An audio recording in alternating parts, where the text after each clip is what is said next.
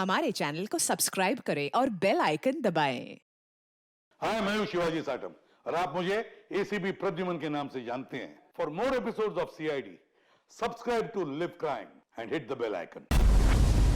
तुम कायर हो, कायर। तुम सिर्फ बातें कर सकते हो, सिर्फ बातें। तुम्हें कुछ नहीं आता है। तब है तो कुछ करो, करो कुछ। तुम्हें मेरी आवाज आ रही है? अगर मेरी आवाज आ रही है तो जैसा मैंने कहा है तुम्हें करना होगा। मार दो उसे। मेरा कहा मानो और जो मैंने कहा है वो करो तुम। मार दो उसे। योर ऑनर, सारे गवाह और सबूत यही साबित कर रहे हैं कि खून प्रीतिका ने ही किए हैं। नहीं, जज साहब, ये सब झूठ है। झूठ तो आप बोल रही हैं प्रीतिका जी, खून आप ही ने किए हैं। नहीं जज साहब, मैं बेकसूर हूँ जज साहब, निर्दोष हूँ मैं। Your honour, your honour. हाँ, मैं सुन रहा हूँ। बोलो, क्या कहना है तुम्हें? योर ऑनर, मेरे फाजिल दोस्त नीलेश जी के पास अपने डिफेंस में पेश करने के लिए कुछ है ही नहीं। कोर्ट का कीमती वक्त जाया ना किया जाए। योर ऑनर, कोर्ट का वक्त बेशक कीमती है, लेकिन उससे भी कहीं ज्यादा कीमती है एक बेकसूर इंसान की जिंदगी। मैं साबित कर दूंगा। मेरा कहा मानो और जो मैंने कहा है वो करो। ऑर्डर। फैसला सुनाने से पहले अदालत 2 घंटे के लिए स्थगित की जाती है। That's all.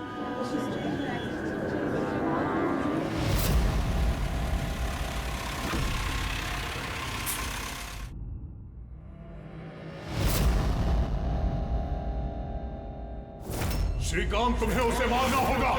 तुम कर सकते हो ये। उसे जिंदा रहने का कोई हक नहीं है। उसका मरना जरूरी है। मार दो श्रीकांत।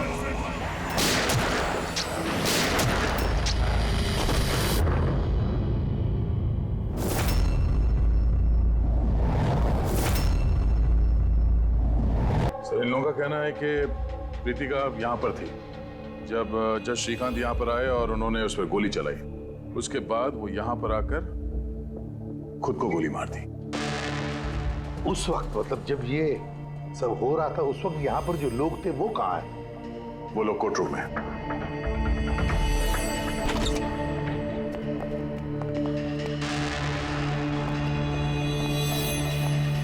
जरा डिटेल में बताइए क्या हुआ यहाँ पर। सर, एक केस की सुनवाई चल रही थी। जज श्रीकांत जी की हालत कुछ ठीक नहीं लग रही थी। उन्होंने 2 घंटे का रिसेशन लिया और अचानक चेंबर में आए और उन्होंने अपने आप को और प्रीतिका को गोली मार दी। लेकिन वो गन तो रखते ही नहीं थे। उनके पास गन कहाँ से आई? ये तो हमें भी नहीं पता सर कि गन आई कहाँ से, लेकिन गन उनके पास थी जरूर सर। तो गन का इंतजाम पहले से कर रखा था। लगता है जज साहब ने पूरी प्लानिंग की थी कृतिका का खून करने की। लगता तो ऐसे ही है। वैसे जज साहब की इस केस में कोई पर्सनल इन्वॉल्वमेंट थी? नहीं सर, ऐसा तो कुछ भी नहीं था। कृतिका के साथ कोई व्यक्तिगत दुश्मनी? जज साहब तो बहुत ही सुलझे हुए इंसान थे सर। केस के हर एक पहलू पर बहुत ही बारीकी से गौर करते थे सर। मुझे पिछले कई दिनों से लग रहा था कि कुछ ना कुछ गलत जरूर है उनके साथ। मैम, क्या जज साहब की तबीयत ठीक नहीं थी? वो तो मुझे नहीं पता, लेकिन हाँ, उनको कुछ अजीब सी आवाजें सुनाई दे रही थी। वो सब हम एक बार। आ जाइए श्रीकांत, खाना लगा रही हूँ।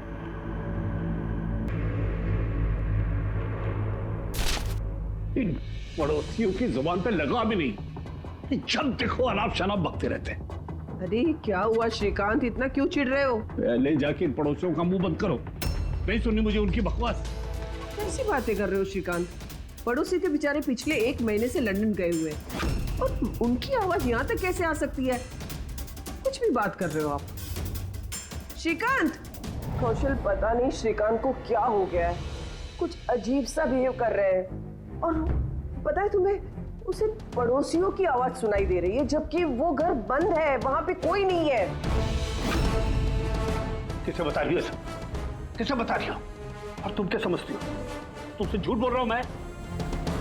पूरा बात ऐसे नाटक बंद करो बताओ, तुम लोगों ने इस घर में क्या छुपा रखा है? बताओ मुझे, बताओ। मैं सब जानता हूं, सब जानता हूं मैं। तुम मुझे पागल बनाने की कोशिश कर रही हो ना? हैं? श्रीकांत, ये तुम्हें क्या हो गया है? हाँ? अपनी हालत देखो क्या बना के रखी है। पर यहाँ पे कोई नहीं है, किसकी आवाज सुनाई दे रही है तुम्हें? सुनाई दे रही है, मुझे उनकी आवाजें सुनाई दे रही। यही है, यही है। लेकिन मैं किसी की नहीं सुनूंगा, किसी की नहीं सुनूंगा। कहीं उन्हें कोई दिमागी बीमारी तो नहीं थी? नहीं सर, 15 अप्रैल तक तो ठीक थे, लेकिन हम रेड कैंडी हॉस्पिटल गए थे ना, उसके बाद ये सब कुछ होने लगा था उनके साथ। Red candy hospital? जी सर, इस हॉस्पिटल में चल के पता करते हैं कैसा क्या हुआ था वहां पे कि ये जज साहब अचानक ऐसा बर्ताव करने लगे। सर, इस केस में आखिर बचा ही क्या है? जिस आदमी ने खून किया उसी ने अपने आप को मार लिया। वही तो पता लगाना है ना फ्रेडी, वही तो पता लगाना है कि एक जज ने अपने सामने वाले आरोपी को गोली क्यों मार दी, खून क्यों किया, और तो और उसके बाद में अपने आप पर भी गोली चलाई। क्यों?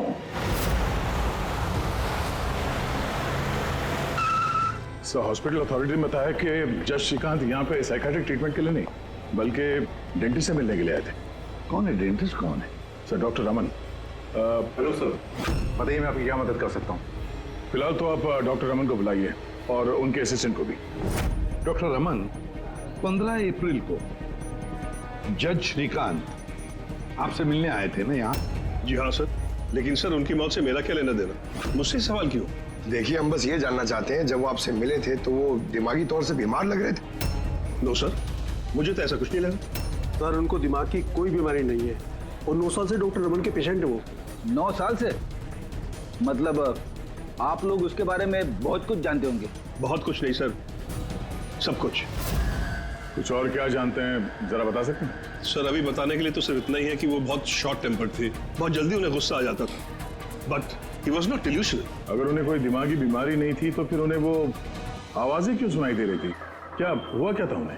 पर सर, आप इसमें मेडिकल एक्सप्लेनेशन क्यों ढूंढ रहे हैं? हम लोग इतने मेडिकल एक्सप्लेनेशंस क्यों ढूंढ रहे हैं? दया, कोई भी आम इंसान ऐसे ही अचानक से उठकर किसी पर गोली चलाता है, क्या ये नॉर्मल हो सकता है? नहीं, कुछ ना कुछ तो गड़बड़ जरूर है, कुछ तो हुआ है, पर क्या?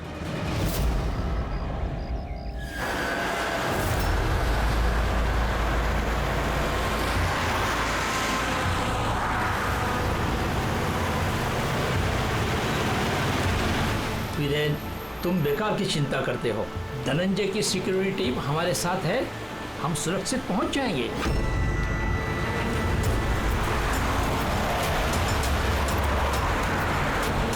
वो बात तो ठीक है, लेकिन आपको धमकियां मिल रही हैं। देखो वीरेन, हमारे कामों में धमकियां मिलती रहती है और ऐसी धमकियों से मुझे डर नहीं लगता है।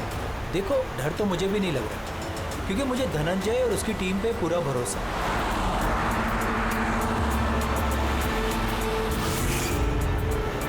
सर, हमने हॉल के 500 मीटर तक लोगों के जाने पर रोक लगा दी है और हर जगह सीसीटीवी से निगरानी की जा रही है। ये बहुत आसान है धनंजय, कायर मत बनो। हम जानते हैं इस काम को तुम पूरा करोगे, वो भी अपने हाथों से। तुम सुन रहे हो ना धनंजय? तुम बुज़दिल नहीं हो, नहीं हो तुम बुज़दिल। कायर मत बनो, इस काम को तुम पूरा करोगे। सर, क्या बता रहे थे तुम ब्लॉक बी के अरेंजमेंट के बारे में? सर, मैं ब्लॉक बी के बारे में बात नहीं कर रहा था। सर, आप ठीक है ना? आपकी तबीयत कुछ खराब लग रही है। मेरी तबीयत ठीक है, मैं ठीक हूँ।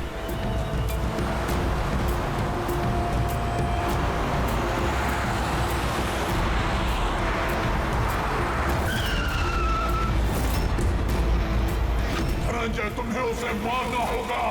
वक्त कर दो उसे, मार दो धनंजय, मार दो। गाड़ी रोको।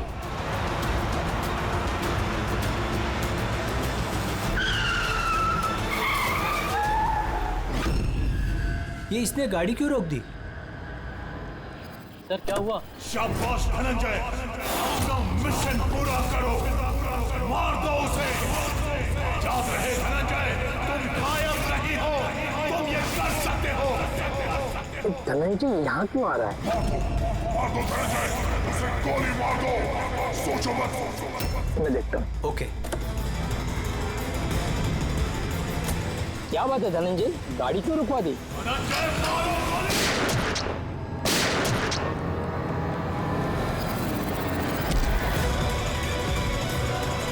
ओह माय गॉड! संजय जी, आपको क्या हो गया? धनंजय, ये क्या कर दिया तुमने?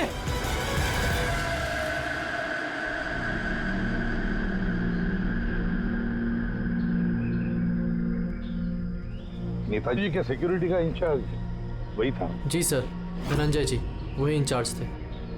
कमाल है सर, जिसे बॉडीगार्ड रखा है उसी ने मार दिया। नेताजी को मारने की कोई खास वजह? सर ये तो धनंजय जी ही बता पाएंगे। इसे एक बात बताओ, गोली अंदर मारी या बाहर से? सर बाहर से मारी, कार के। धनंजय, धनंजय, सदमे में लगता सर। तुम लोग जा कहाँ रहे थे? सर नेताजी की चिल्ड्रन फाउंडेशन की मीटिंग थी, वहाँ जा रहे थे। हमारी गाड़ी आगे थी और नेताजी की कार पीछे, और मैं धनंजय जी से नेताजी की सिक्योरिटी के बारे में बात कर रहा था, पर ये मेरी बातों में ध्यान नहीं दे रहे थे और कुछ खोए खोए से लग रहे थे सर। इनके चेहरे में एक अजीब सी बेचैनी थी। मैंने उनसे पूछा कि क्या हुआ, तो कुछ बहकी बहकी सी बातें करने लगे। सर जब श्रीकांत के साथ भी तो ऐसा ही हुआ था। कहीं ये दोनों केस एक जैसे तो नहीं है? और कोई साथ में था नेताजी के? वीरेन जी सर। वीरेन जी? जी सर। आप नेताजी के साथ थे ना? हाँ सर, मैं ही था। नेताजी ने आपको कुछ बताया इस धनंजय के बारे में? सर नेताजी हमेशा धनंजय की तारीफ किया करते थे, उनकी जान को खतरा था। अभी कुछ दिन पहले ही धनंजय ने उनकी जान बचाई थी। बड़ी अजीब बात है सर, कुछ दिन पहले जिस आदमी ने नेताजी की जान बचाई, आज उसी ने उनका खून कर दिया। गोली मारने के बाद धनंजय ने भागने की कोशिश की? नहीं सर, खुद को गोली मारने की कोशिश की थी सर। बड़ी मुश्किल से सिक्योरिटी वालों ने उन्हें रोका था सर। कमाल है सर, जज श्रीकांत ने खून करने के बाद अपने आप को गोली मार दी और इसने भी अपने आप को गोली मारने की कोशिश की। काम करते हैं, धनंजय को ब्यूरो ले चलते हैं, वहीं से उससे पूछताछ करेंगे। और फिर एक बात समझ में नहीं आ रही है दया, खून करने के बाद खूनी अपने आप को गोली मार लेता है, क्यों?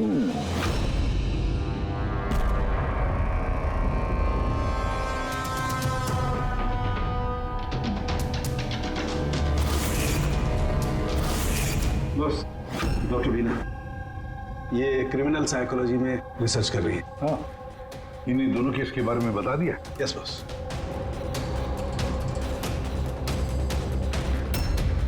मेरा बेटा कहाँ है? मुझे उससे मिलना है। श्री नेताजी के सिक्योरिटी इंचार्ज धनंजय की माँ। उसे यहाँ क्यों लाए हो? देखिए, आपके बेटे ने नेताजी का खून किया है। जी नहीं, मेरा बेटा किसी की हत्या नहीं कर सकता। वो तो खुद बीमार है, उसकी दिमागी हालत ठीक नहीं है। क्या क्या बीमारी है आपके बेटे को? पिछले कुछ दिनों से उसे कुछ आवाजें सुनाई देती है।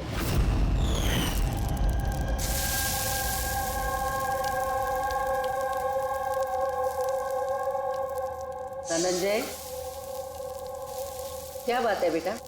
बड़े परेशान लग रहे हो। ऑफिस में कोई प्रॉब्लम है क्या? कोई टेंशन?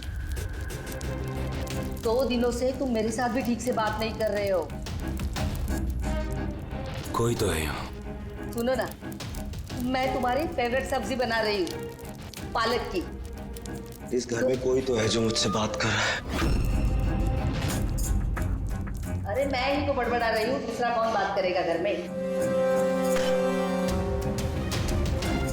कोई तो है हमारे अलावा इस घर में जो मुझसे बात कर रहा है। माँ, कोई तो है इस घर में हमारे अलावा। माँ, मुझे अजीब सी आवाजें सुनाई दे रही हैं। कोई मुझसे बात कर रहा है। हम दोनों के सिवा कोई नहीं है बेटा घर में। कोई है जो मुझसे बातें कर। बंद हो गई आवाज। फिर से आ रही है। कोई तो है माँ। कोई नहीं है, कोई नहीं है। अरे कोई तो है माँ यहाँ पर। कोई नहीं है बेटा, तुम यहाँ आ जाओ। लगता है तुम्हारी तबीयत ठीक नहीं है, हमें डॉक्टर के पास जाना चाहिए। लेकिन ऐसा तो स्किज़ोफ्रेनिया में होता है।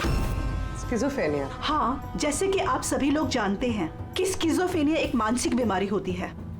ऐसे में पेशेंट को बहुत सारी आवाजें सुनाई देती हैं। लोग ना होने के बावजूद भी दिखाई देते हैं और पेशेंट अपने आप को मारने की कोशिश भी करता है। क्या आप मुझे बताएंगे कि इन दोनों पेशेंट की उम्र क्या थी? श्रीकांत जी की उम्र 50 साल और धनंजय 42 साल का। लेकिन इस उम्र में स्किज़ोफ्रेनिया नहीं होता। क्या मैं उनसे मिल सकती हूँ? मुझे पेशेंट से बात करनी है। हाँ बिल्कुल पूर्वी।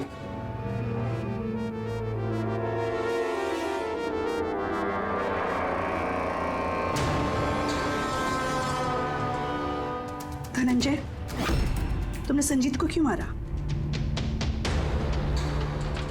मैं कुछ पूछ रही हूँ। धनंजय, तुमने संजीत को क्यों मारा? मुझे कुछ आवाजें सुनाई दे रही थी जो मुझे उकसा रही थी। कह रही थी कि मैं बुज़दिल हूँ, कायर हूँ, मैं किसी का खून नहीं कर सकता। और उस आवाज ने मुझे इतना उकसाया कि मैंने खून कर दिया।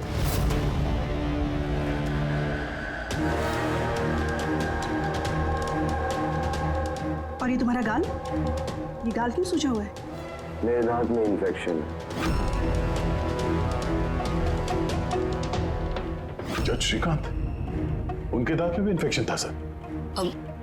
मेरे बेटे के भी दांत के इलाज के बाद ही उसकी तबीयत खराब रहने लगी। क्या? दांतों का इलाज करवाया उसके बाद में तबीयत खराब हो गई? किस डेंटिस्ट के पास इलाज करवा रहा था वो? Doctor Raman, red candy hospital. Red candy hospital गए थे ना, उसके बाद ये सब कुछ होने लगा था उनके साथ। है ना बड़ा अजीब कोइंसिडेंस। धनंजय और श्रीकांत दोनों का भी दांत का प्रॉब्लम, दोनों का डेंटिस्ट भी एक, और ट्रीटमेंट के बाद दोनों की तबीयत भी बिगड़ जाती है। ये कैसा कोइंसिडेंस? गड़बड़ है, बहुत बड़ी गड़बड़ है। इस धनंजय और जज श्रीकांत के दांतों का एक्सरे निकलवाओ, पता तो चले सारा चक्कर है क्या।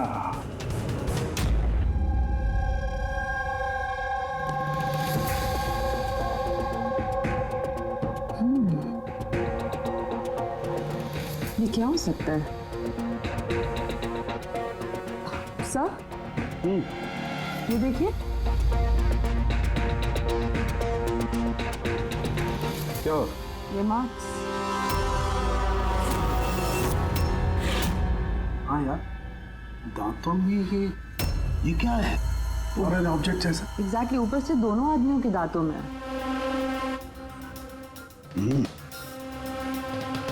दोनों आदमियों के दांतों में कुछ फॉरेन बॉडी जैसा कुछ। क्या हो सकता? तारिका, एक काम करो, एसीपी साहब को फोन कर दो। उन्हें बोल दो कि केस की जड़ मिल गई है।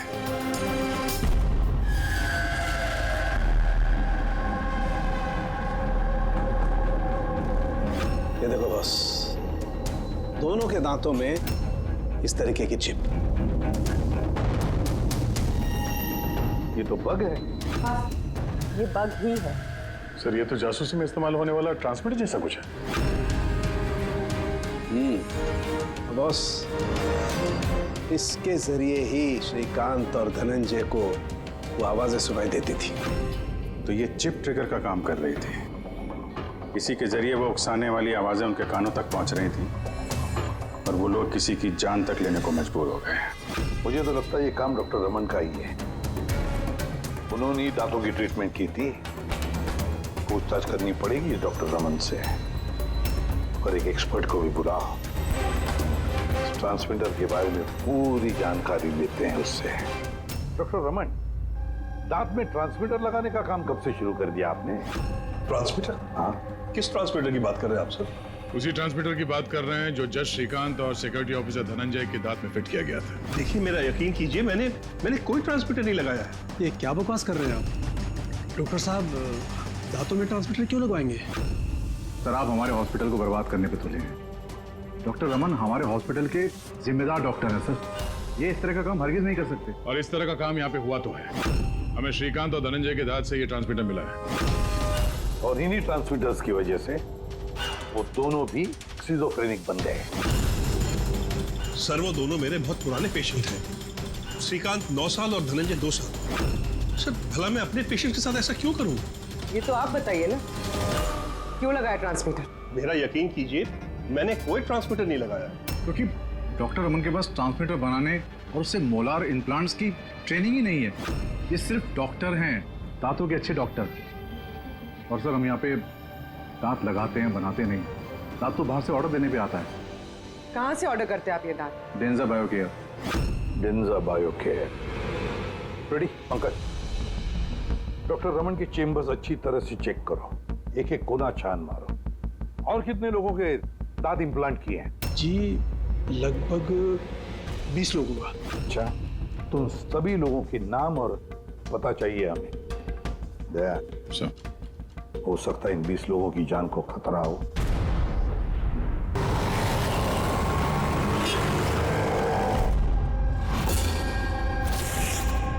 कुछ समझ में आ रहा है? हाँ सर, कुछ समझ में आ रहा है। यही कि ये ट्रांसमीटर जितना छोटा है उतना ही पावरफुल है। कितनी रेंज है इसकी? सर इसकी रेंज यही कोई 15 से 20 मीटर है। यानी अगर इस ट्रांसमीटर से किसी को कम्युनिकेट करना है तो उसे 15 से 20 मीटर के दायरे में रहना होगा। इसकी फ्रीक्वेंसी हम लोग ट्रैक कर सकते हैं? बिल्कुल ट्रैक कर सकते हैं, लेकिन उसके लिए हमें पहले ये जानना होगा कि ये ट्रांसमीटर कितने हर्ट्ज पे काम करता है।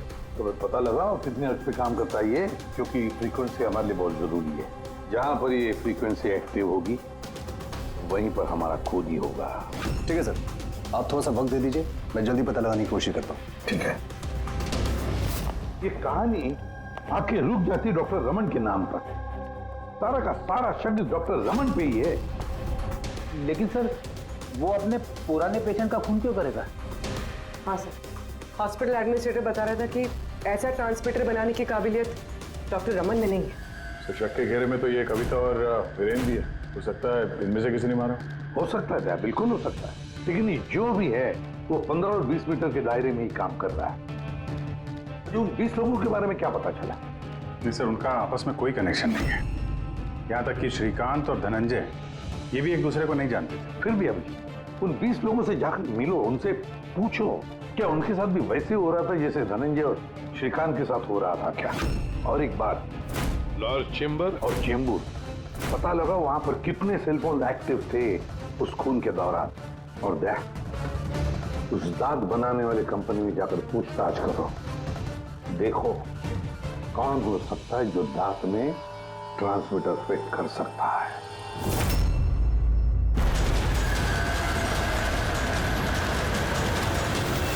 विनय आपका ही नाम है? जी हाँ, मेरा ही नाम है। सॉरी मैंने आपको पहचाना नहीं। हम सीआईडी से। सर मुझसे कोई गलती हुई क्या? नहीं, अब गलती नहीं हुई। एक्चुअली एक केस के सिलसिले में हम कुछ पूछताछ करने आए हैं। आपके दांतों में कुछ प्रॉब्लम थी ना? हाँ, ये इलाज कहाँ कराया था आपने? रेड किडी हॉस्पिटल। इलाज के बाद से कुछ तकलीफ हुई है? आई मीन कुछ अजीब अजीब आवाजें सुनाई देती हों, या जैसे कोई ऑर्डर दे रहा है कुछ करने के लिए? नहीं ऐसा तो कुछ नहीं हुआ, लेकिन 1-2 बार दर्द हुआ था। वो तो नॉर्मल है, दांत लगवाएंगे तो थोड़ा बहुत दर्द तो होगा ही। ठीक है, अगर ऐसी कोई तकलीफ हो तो फौरन हमें बताइएगा।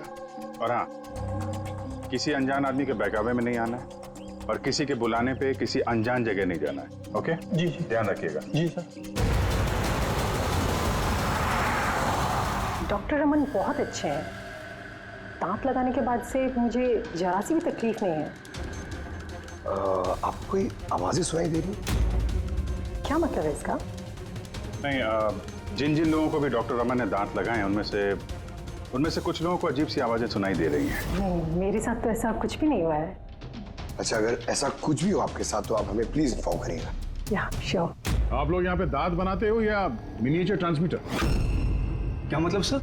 मतलब ये कि यहाँ पे दांतों में ट्रांसमीटर फिट किए जाते हैं। खून करने की साजिश रची जाती है यहाँ पे। हाँ? नहीं सर, आप लोगों को गलतफहमी हो गई है। हम इस तरह के इलीगल काम नहीं करते हैं। इलीगल काम हुआ है यहाँ पे। ये देखिए, रेड कैंडी हॉस्पिटल में आप लोगों ने दांत भेजे थे ना? जी हाँ मैडम। उसके अंदर ट्रांसमीटर फिट किए गए थे। जज श्रीकांत और सिक्योरिटी ऑफिसर धनंजय, उनके दांत यहीं पे बने थे ना? 1 मिनट सर, मैं चेक करता हूँ।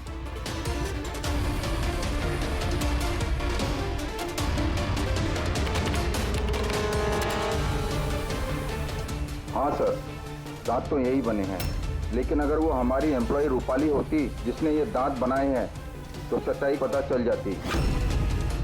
कहाँ है आपकी वो एम्प्लॉय रूपाली? वो तो कल रात गुजर गई। कैसे गुजर गई? उसे अस्थमा अटैक हुआ था, लेकिन हैरानी की बात तो ये है कि उसे कभी अस्थमा था ही नहीं। जी हाँ सर। उसके घर का एड्रेस देना सर। दांत कब लगवाया आपने? सर 2 महीने हो गए। कोई प्रॉब्लम हुई आपको? नहीं, कोई प्रॉब्लम नहीं सर, जब से दांत लगाया सब ठीक है सर। कुछ आवाजें सुनाई दे रही हो अजीब अजीब सी? नहीं सर हुआ क्या सर? देखिए, रेड कैंडी हॉस्पिटल में जितने लोगों ने भी ट्रीटमेंट कराया उन्हें कुछ प्रॉब्लम्स हो रही हैं और उनमें से 2 जन की तो मौत भी हो चुकी है। सर मैं मरना नहीं चाहता सर। नहीं, आप घबराइए मत, ऐसा कुछ नहीं है। आपको कभी भी ऐसी कोई प्रॉब्लम हो कि कुछ अजीब अजीब सी आवाजें सुनाई दे रही हो, या फिर कोई ऐसा आदमी दिख रहा हो जो है नहीं, मतलब दूसरे बोल रहे हैं कि किससे बात कर रहे हो, तो अगर ऐसा कभी हो तो फौरन हमें कांटेक्ट करिएगा। और कितने लोग बचे पंकज? सर चेक करने के लिए और 5 लोग बचे हैं सर। 5 को भी जल्दी से जल्दी चेक करना होगा। क्या पता उस हत्यारे का अगला निशाना इन्हीं में से कोई हो। हाँ सर।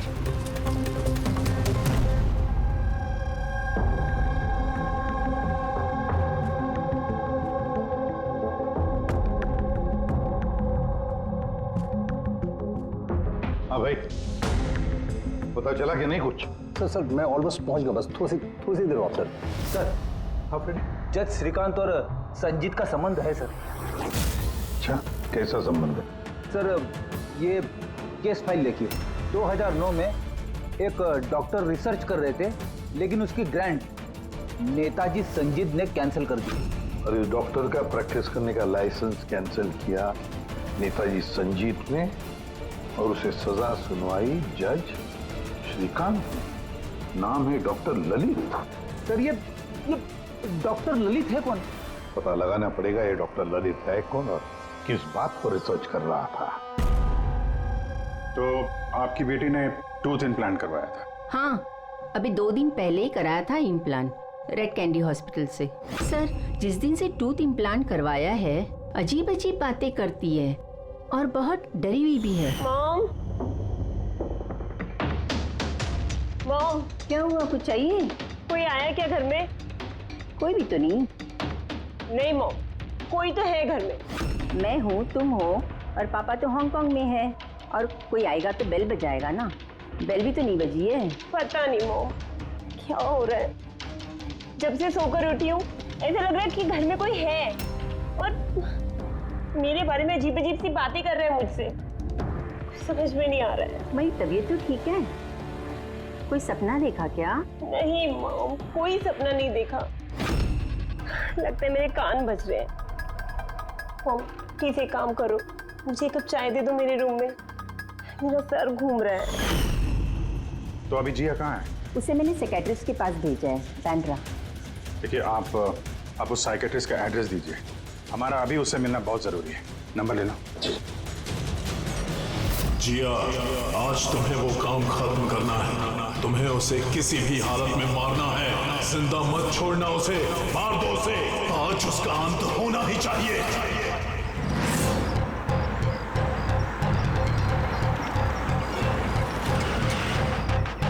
कहाँ जाएंगे मैडम? जेके मार्केट। उसे कहो तुम्हें जेके मार्केट जाना है। मैंने कहा मैडम कहाँ जाएंगे? जेके मार्केट। जी बैठिए।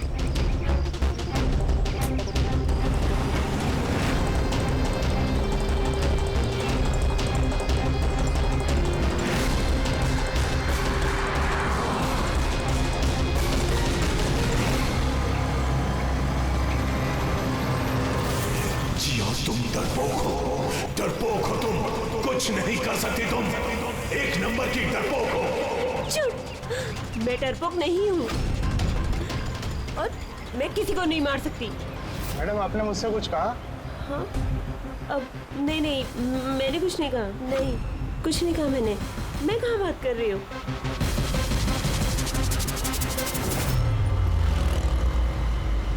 जिया, तुम्हें उसे मारना होगा। तुम उसे जिंदा नहीं छोड़ सकती। तुम्हें उसे मारना होगा जिया, मारना होगा तुम्हें। नहीं, मैं किसी का खून नहीं करूंगी, किसी का भी नहीं। अरे भैया, गाड़ी क्यों रोक दी? मैडम गाड़ी आगे नहीं जाएगी। क्यों नहीं जाएगी? मैंने कहा ना मैडम, गाड़ी आगे नहीं जाएगी। अगर ले जाना ही नहीं था तो बैठाया क्यों? मैडम आप उतरती है या मैं गाड़ी से उतर जाऊं?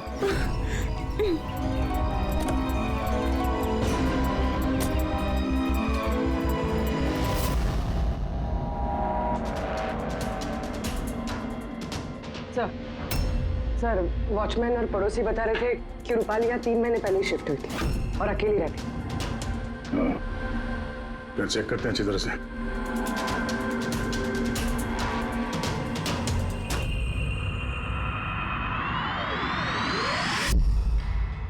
ये क्या है?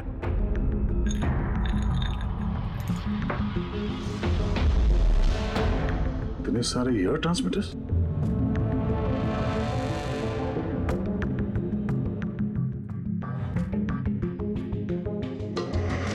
ये डॉक्टर रमन की पेशेंट्स की पूरी डिटेल्स भी है इसमें। ये देखो। सर ये जिया तो वही है जिसके बारे में अभिजीत सर ने हमें बताया था। सर ये रूपाली, ये कहीं किसी की कठपुतली तो नहीं थे?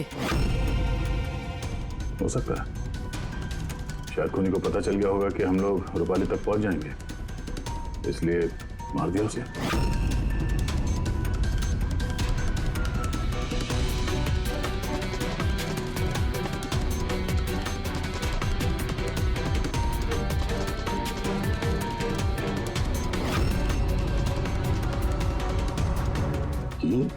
ये नेताजी, संजीत, वीरेन और जिया, इन तीनों के चेहरे पे रेड सर्कल। नेताजी के चेहरे पे क्रॉस मारा हुआ है। नेताजी तो मारे गए, अब बचे ये वीरेन और ये जिया। मतलब अगला नंबर इनका है।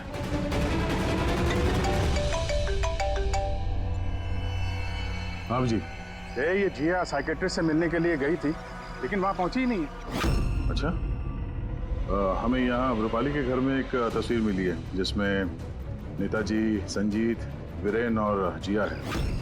ये नेताजी के चेहरे पे तो क्रॉस मारा हुआ है, पर इन दोनों के चेहरे पे लाल पेन से सर्कल बना हुआ है। कहीं ऐसा तो नहीं कि ये जिया वीरेन को मारने के लिए गई है? एक काम करो, तुम वीरेन को अलर्ट करो, पता करो वो कहाँ है। तब तक मैं जिया की लोकेशन ट्रैक करता हूँ और हम लोग मिलते हैं। ओके? या सर, वीरेन को फोन लगा।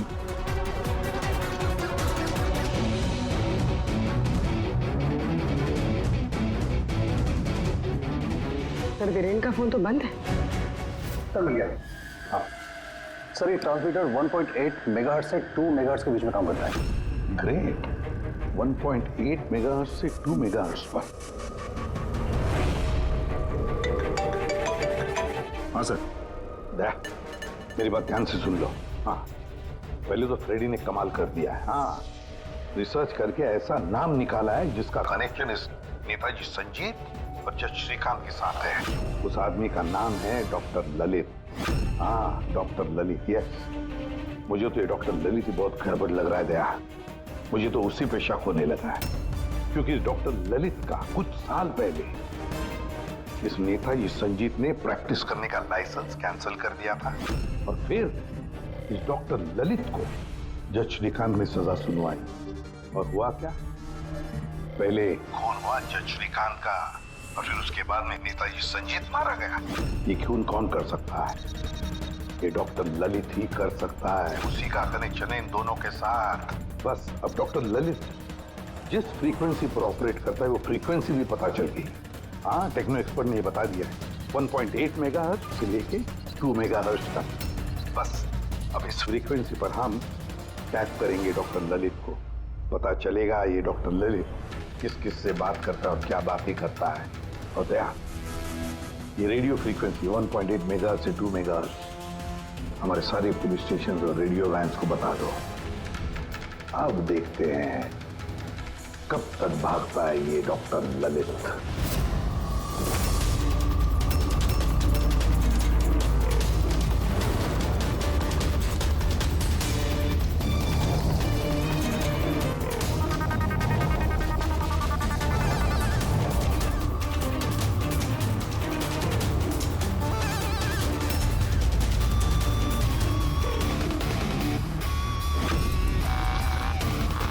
इस फ्रीक्वेंसी पे कोई हरकत नजर नहीं आ रही। जब भी बोलेगा पकड़ा जाएगा। पूरी मुंबई इस फ्रीक्वेंसी को हर 5 किलोमीटर में ट्रैक कर रही है। अगर जिया वीरेन को मारने निकली है तो वो खूनी 1.8 या 2 पे जरूर आएगा।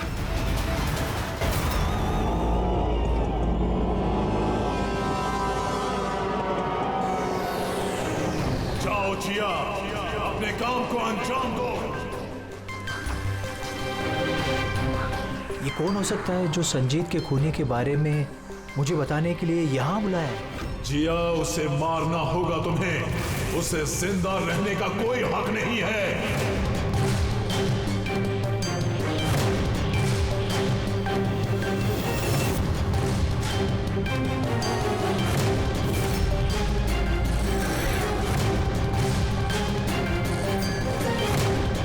ज्यादा सोचो मत, मार दो जिया, उसे मार दो। उसे जिंदा रहने का कोई हक नहीं है। उसकी तरफ देखो, पहचानो उसे, वो तुम्हारे सामने है। Kill him। उसे जिंदा रहने का कोई हक नहीं। उसी की आवाज है। फ्रीक्वेंसी लोकेट करो। देखो, अपनी बैग से गन निकालो।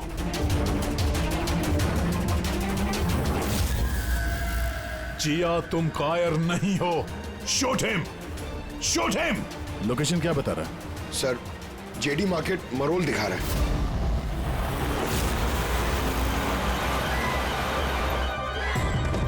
कम ऑन जिया, मारो, मारो उसे।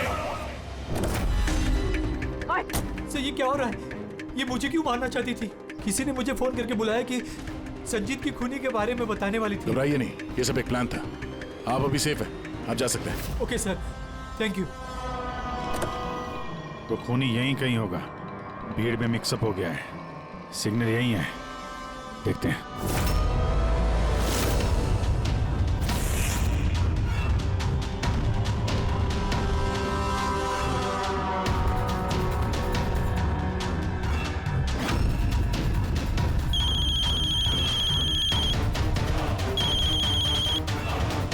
हेलो, अभिजीत बोल रहा हूँ। कभी हमसे भी मिल लिया करो। अरे इधर उधर क्या देख रहा है? तेरे पीछे हूँ। डॉक्टर ललित।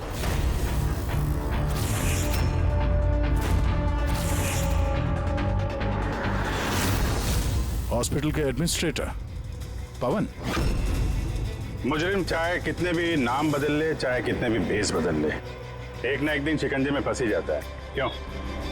चलो।